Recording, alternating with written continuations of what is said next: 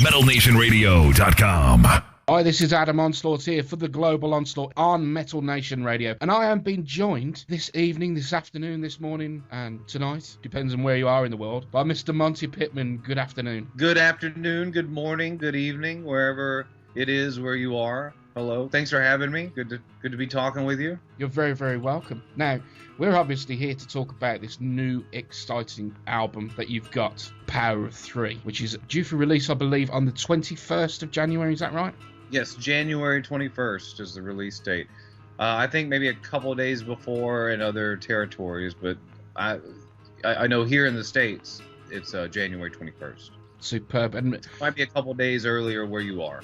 Tell me a little bit about this album in particular and how it's different from your other albums. I mean, I've gone through and listened to your previous work, and it's an impressive body of work for sure. It's a big departure from your usual work with Prong Aside, of course. Yeah, and it's naturally built to this point now. When I started playing on my own, I started doing acoustic shows because it can be very difficult getting a band together and just to rehearse, much less if everybody is free to do just one gig. And so I started doing acoustic shows to be able to play whenever I wanted to, because I grew up in Texas and I moved out to Los Angeles to play. And I started a band and I found some of the best people that I knew, and we only got to play a handful of shows because everybody was out doing another tour or doing something else. And so I started doing acoustic shows, and then from there I started getting better. I started getting better slot times and longer sets, and I started having a drummer and a bass player play with me. Well, from there, you can't just do a 45-minute or an hour-long acoustic show. Well, you can, but it can also get a little boring, too, just because of the nature of the beast. Sure.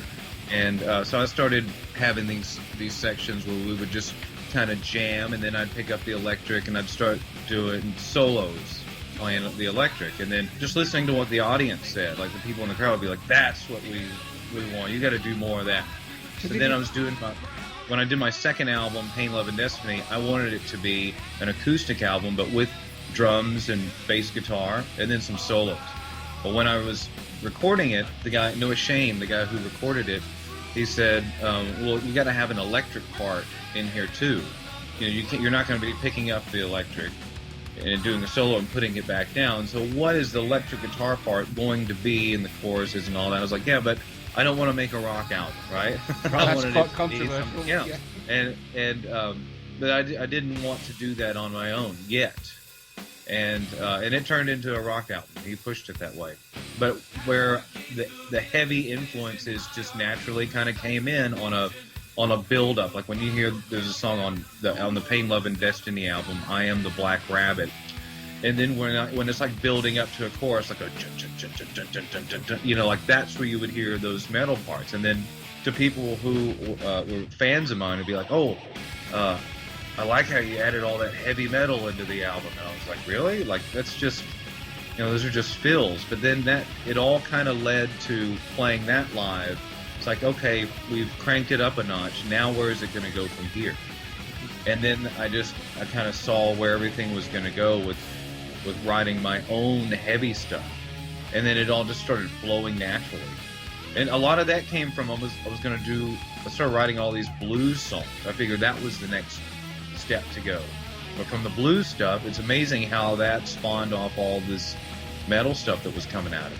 And I would always write heavy stuff, but remember, I played in Prong. So if I came up with some heavy riffs, I kind of set those aside to submit as a Prong song. If you look back, really, if you think about it, if your fans back in the day knew you were going to write an album like this, that's like a huge, like I said before, it's a huge departure from your previous writing. I mean, if you look back at your career so far, you've been working with Madonna for 10 years. So when you moved to LA from Texas, and obviously we all know the story about hooking up with Guy Ritchie and teaching him having guitar lessons. How did that come to be? And did he just walk into the the guitar shop where you were working at the time? No, and that story has been a little altered just from one person saying it and another person. What really happened was I moved out here and I worked at the Guitar Center in Hollywood because I figured. Is that the place with all the handprints? Yes. Oh, I know. I have been there myself. Yes. I worked there on the guitar floor, and I figured I would meet other musicians, and then just that would be the place where everybody goes. Quite naturally, right? Yeah. So I wasn't very good at selling guitars because what makes you money isn't necessarily the best guitar to tell someone to buy. And anyway, people would come in looking for guitar teachers, and we never had any cards or any numbers, to give to anybody. There would be like one guy, like the manager would know of someone's phone number. So you'd give out a number, and then the same person would come back a couple of weeks later, like, "Hey, you got any other teachers?" And I started thinking, I need to be teaching because that's what I did in Texas.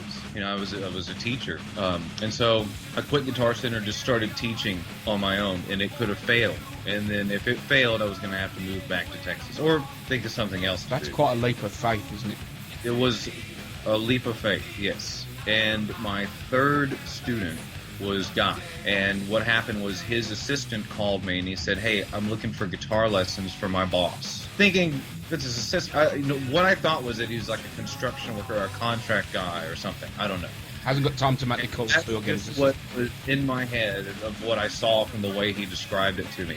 So I drive to this house, and there's Madonna pregnant, sitting with her daughter in the front yard, just hanging out. I'm just like, what? And then I get out, and I'm here to see Guy. And then someone comes and gets me, and I started teaching him, and I didn't know anything about it. It's before Snatch came out, and then he started doing really, great with his lessons. And both of them, like if I would give them something, they would learn it. That they had been working on this. It's not just like, oh yeah, let me just pick up these chords for a second. They'd spent a lot of time. Well, they're both very well known for their perfectionism, so it's to no surprise really. If they're going to commit to something, they're going to make a full commitment. And then you can see they got to where they got in life because of that. Absolutely. And then you joined Madonna after that, worked with her for 10 years, is that right? And then in 2005, you came here and did Live 8, is that right? Yeah, that was 2000. I think it was 2004 doing Live 8, and then and Live Earth was 2007.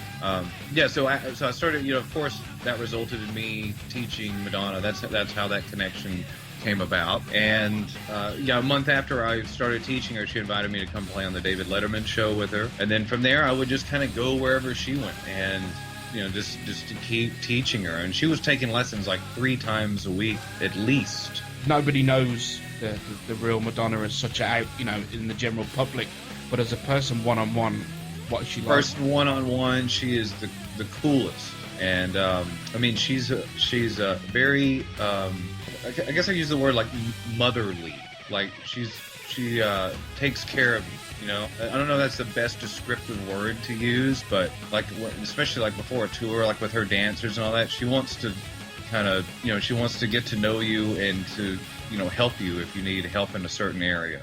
United we rock. Metal Nation Radio.